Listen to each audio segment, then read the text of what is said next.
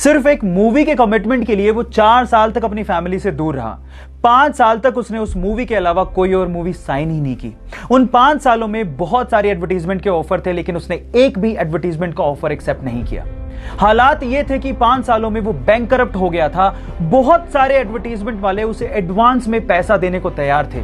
पैसे की तंगी थी, उसके बावजूद भी उसने एक भी एड नहीं की और सिर्फ उस मूवी पे ध्यान दिया। फाइनली वो मूवी हिंदुस्तान के इतिहास की सबसे बड़ी ब्लॉकबस्टर साबित हुई। 2000 करोड़ का बिजनेस करके उसने सबको चौंका दिया। गलत किया देवसेना, औरत पर हाथ डालने वाले की उंगलियां नहीं काटते हैं उसका गला।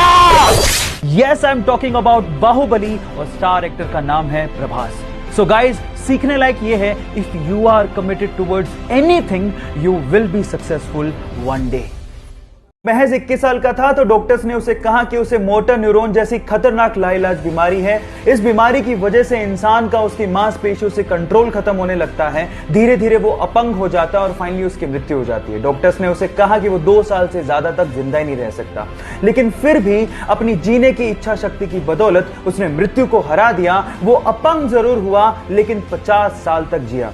इस बीमारी की वजह से उसके हाथ पैर कुछ भी काम नहीं करते थे, लेकिन उसका दिमाग अभी भी जिंदा था और अपने स्पीच सिंथेसाइजर के थ्रू उसने बहुत सारी बुक्स लिखी, जिसमें से एक बुक थी the brief history of time, और उसने रिकॉर्ड्स की झड़ी लगा दी। पूरी दुनिया में 1 करोड़ से ज्यादा प्रतियां बिकी।